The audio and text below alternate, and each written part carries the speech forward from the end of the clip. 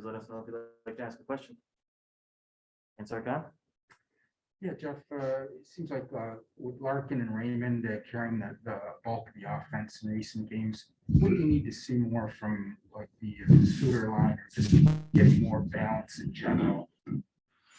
The Suter line's interesting because they've actually created chances. They just haven't scored. So, the belief is if you create those chances over a long period of time, you get results. So I think part of what they need to do is stay with it. They're not a heavy line, they're a light line, so they got to make sure they're at the net so that the chances, sometimes you got to score on some dirty type goals.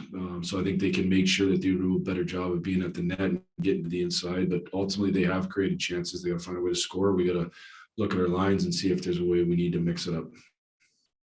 And I think the last 5 games or so, I think only 7 power plays. Is that just a function of puck possession and not having the puck as much, or are you seeing anything? Is there anything that you can do to draw more penalties? I guess the first thing that comes to mind is how many against. Like a lot of games, there's not a huge, I know it's not supposed to be this way, but there's not a huge variance. And my gut is we haven't had to kill many penalties either. We've had to kill a few more potentially, but not, I don't know the number off the top of my head. But that would be my question back at you is how many against. There are games, again, that take a life. Every game kind of takes a life of its own, and how they're called take a life of its own. And if you run through a stretch where there just aren't many penalties being called, that doesn't necessarily mean they're not being taken. It can mean that, but sometimes, penalties are always a bit subjective. So how do you create more penalties? Certainly, the more advantageous situations you put yourself in where the defender has to take a penalty, you're hoping that's one way for sure. But I would, venture to guess we haven't had many power plays and we haven't had a whole bunch of penalty kills in that stretch either. And any update on Stahl? And I would actually double that up on, on some of those penalty kills has been puck of the glass too. You know what I mean? So like those aren't really being called as infractions either. Update on Stahl is he's still ill, non-COVID. Mispractice. Update on Stetcher is he had wrist surgery and he'll be out.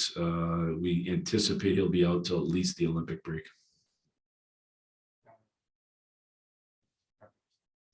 Somebody else that was injured? No, I don't think so. No, that's it. Greg Gelly? Change of scenery is such a term that we use a lot when guys get traded, especially a first-round guy like Robbie. He's facing the Blues tomorrow for the first time. That's a cliche on the outside, but behind the scenes, when a guy like that, who's highly touted, gets picked in the first round, gets moved, what is that like? I know it's probably a case-to-case thing, but overall, could you give us just an idea? I think you have Robbie in here. He'd be able to speak more from a personal standpoint. I haven't had to go through that. I'm sure every case is a little bit different. In Robbie's case, he had went through tons of injuries. So he never got traction with that team. I think there was more opportunity that was going to be here for him. So I think it was set up for him to get a little more traction with us. And I think it also, I'm sure, I don't want to speak for people, but lots of times I think it has players look in the mirror and say, okay, what do I need to be better at? And I think in Robbie's case, him and I talked right away about getting back to what makes him a special player, and that's playing with great intensity on a shift by shift basis, which means he's going to put his body out there and be subject to potential injury. But that's the only way, in my opinion, for him to be a really good player is to play with that type of intensity. And he recognized that. And I think when you come back from multiple injuries, you can play at times cautious. And the conversation we had was you can't be cautious here. You have to attack it. And you'd rather be a really good player and potentially get hurt than not be a good player, and that's what he's done for the most part. With Zadina, Robbie was talking about him a little bit. The frustration level, I'm sure, builds when the pucks don't go in the back of the net. But when people on the outside see Seider and Raymond come in as building blocks for you guys and make such an immediate impact, and Zadina is known as a goal scorer, you can't find the back of the net. What is your message to him? And is it fair to compare those three?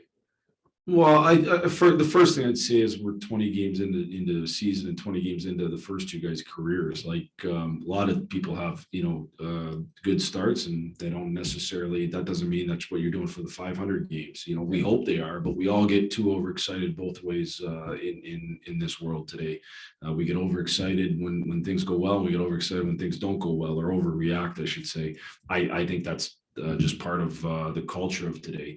So I would say a couple things, I guess. One is let's continue to let Sides and Raymond prove it. And two, let's continue to give Zadina time. And I know he's been up here a bit, but he came up at a young age. Everybody's timeline's different. My focus on him, although I do want him to score and he wants to score, is he can't put all his self-worth as a player into scoring. There's a lot of ways to make an impact in games, and there's a lot of ways to be good players, and not a whole lot of players score 40 a year, and really good players in this league find ways to 15 to 20, whatever it might be. And they're real good players. And especially if you help the team win. So for our conversations are about ways that he can keep building into playing winning hockey. And I think he's trying. I think, he measures himself as a goal scorer. So that's when frustration sets in, when really it should be measuring himself on the process of playing. And I think he's got the capability to be much more than a goal scorer and be a give and go type guy. And that's what we're working on. Thanks. Yep. Kevin Allen? Yeah, Jeff, if I could just follow up just a little bit. You mentioned about talking to Zadina specifically with regard to goal scoring and then the other areas of his game. What have you talked to him about? Like, what does he need to do to get to that level in terms of adjusting his playing style a little bit? Yeah, I think first off, like I said, one of the things we've talked about, from when he first came up, was becoming a real good give and go player. And it's really hard to break people down. You'd be a self-generator. It's very, very difficult, especially if you don't have great speed. And he's got good speed, but he doesn't have, I think if you look around the league at the real self-generators, they either can really fly or they're just huge, huge men. And if you're not those two things, then you got to do it a little more with your brain and a little more give and go. And I think he's valued himself as a scorer so much that it's become, what he tries to do on his own, instead of let's just play give and go hockey and use your quickness, because he has quickness, he has hockey smarts, use those things to get yourself into those scoring areas. Then you can score or produce with assists. That's number one. Number two, I think making sure that everything he does is hard, that he's going to the net hard and stopping, that he's forechecking, moving his feet hard, that he's hard on pucks. I just think, again, when you're not a huge man or not really, really fast, then you've got to make sure, in order to have the puck a lot, you got to be super hard. And so those are a couple of areas that we've tried to focus on. Thanks, Jeff. Yep. Bob Duff?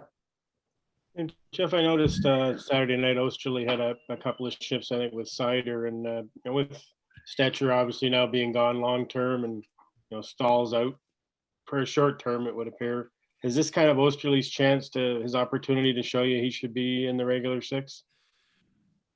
I think it gives him a better opportunity the more games he plays in a row. That's, I recognize that it's really hard to go in, play one game every once in a while and really feel confident and comfortable. And so I think, the more games that he gets where he's playing in a row, it just gives him a chance to feel confident and comfortable. And if then his game rises to a level that's better than other guys because of that, then you see more ice time. So I thought the first couple of times he went in, I don't think he played his best. I think he played fine.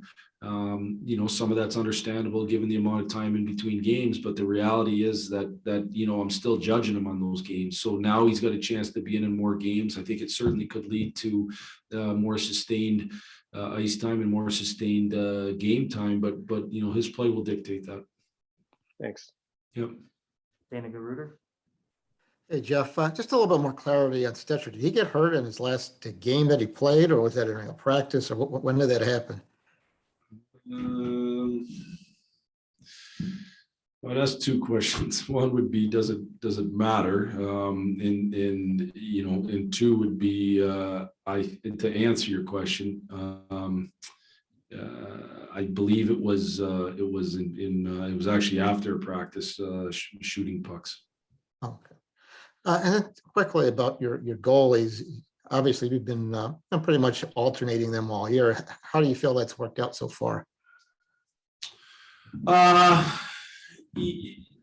It's worked out how it's worked out. I think they've both had nights where they've played good. As you know, as we get into a part of the schedule that's not quite as strenuous as the last part of the schedule, if one guy separates himself, he'll play a little bit more. We did that for a reason, both short term and long term.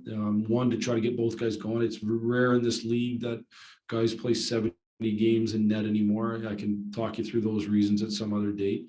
But I mean, you look around the league, almost nobody does.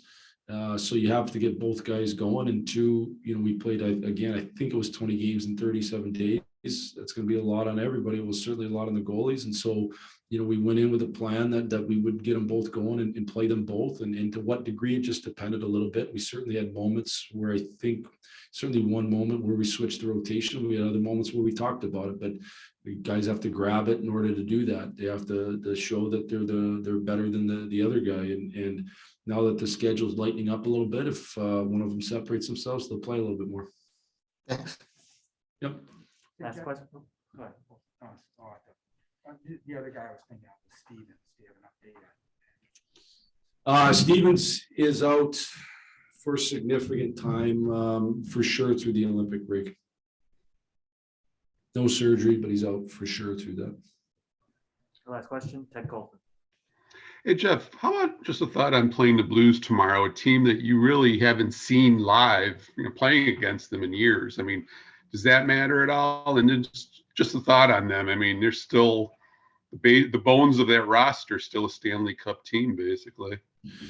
Well, they got a Stanley Cup team, they got a Stanley Cup coaching staff. They've earned that credibility and that confidence, and they've got a real good roster still. They've obviously some pieces have moved in and out, but the pieces they moved in are good pieces. So they're a really good team. We know that. I think there's certainly challenges in playing any of these teams you haven't played in a long time. Especially.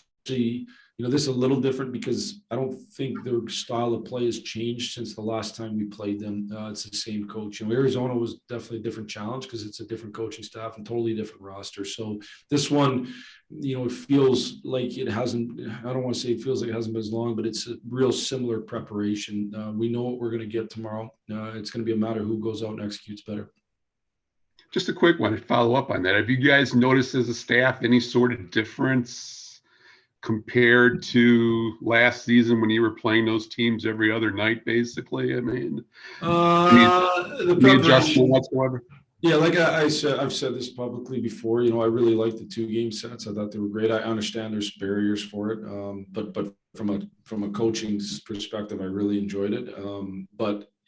So certainly the preparation is different. It's more what we're used to in this league. So it's just different, but different doesn't make it bad. It just makes it different. Thanks for this, Jeff. Yeah.